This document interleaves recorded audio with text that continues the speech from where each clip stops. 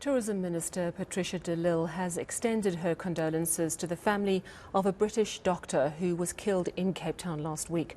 Ka Hao Teo was shot dead in Enyanga during the taxi protest. The 40-year-old was travelling with his family from the airport and apparently then took a wrong turn off the N2. It's understood several suspects approached the vehicle and the doctor was shot and killed. De Lille says the safety of tourists is an absolute priority and the National Tourism Safety Strategy is meeting to discuss what to do. She's calling for swift action against the perpetrators and is appealing for an end to the taxi strike. All right, let's bring in our London correspondent, Olly Barratt. Olly, good evening. Such incredibly sad news about Ka Hao Teo. It seems he was a well-respected doctor and trauma surgeon. Tell us how the news has been covered in the United Kingdom.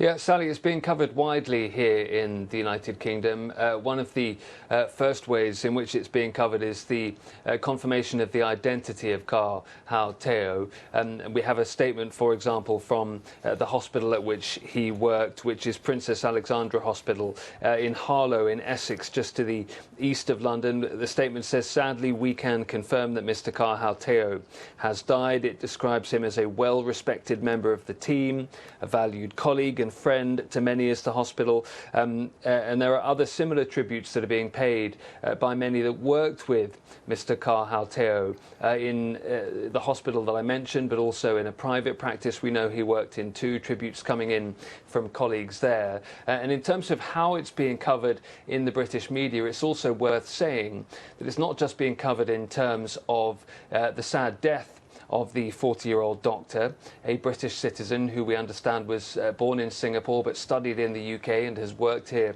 for some time. But it's also being covered in the context of the taxi protests in Cape Town. That is being mentioned in all of the articles that cover the death of the British doctor. That is being set as the context in which this incident took place. So given the tourism minister's statement earlier today, I think that probably reflects what the ministry is seeing in terms of some of the coverage in the British media. And we know that the UK government has issued travel advisories, and if you read through them, it makes a pretty grim reading on what you might encounter coming to South Africa. Is it clear whether that travel advisory was in place before the doctor was killed? Well, there's quite a detailed amount of travel advice which relates to South Africa and various different pieces of advice that the British government gives out, but it has changed that advice in recent days. Just to reflect on what the British government is saying directly about Ka Hao Teo, at first the Foreign Office is saying we are supporting the family of a British man who has died in South Africa and we are in contact with local authorities. But there is a specific part now of British travel advice for people travelling to South Africa which relates to the taxi protests in Cape Town. It says there are ongoing minicab taxi strikes in the Cape Town area.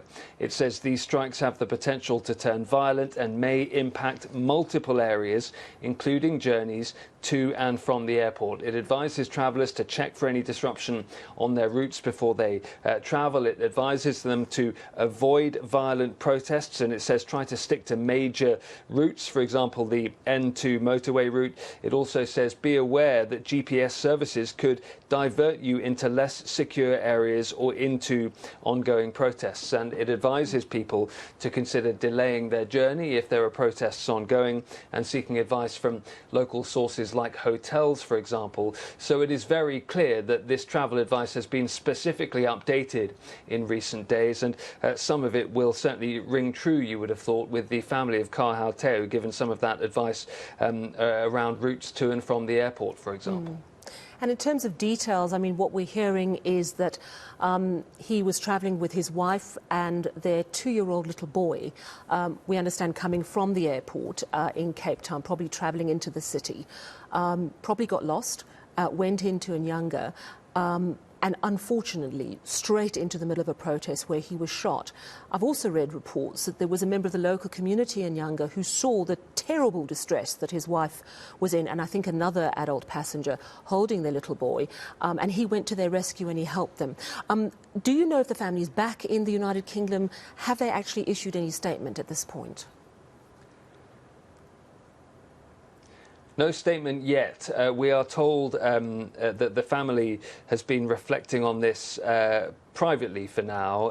Various reporting, for example, in the Telegraph newspaper, says that the family were too upset to comment today, but relatives have been gathering at the family home. So there clearly are family and relatives gathering at the moment to reflect on what has happened, but no statement as yet. One thing that we do have is a crowdfunding page that's been set up in memory, it says, of Mr. Kahau Teo, which has been set up clearly by friends of the doctor. It describes a sudden and tragic loss. It talks of his contributions to the medical field. He was well awarded in his field, described as a rising star in orthopedic and trauma surgery. It mentions professional achievements, and it talks about contributing to help keep Car's spirit alive by supporting his loved ones. The fundraising target on this page is £50,000. It's already raised £26,200, well over 600,000 rand. So an outpouring of donations as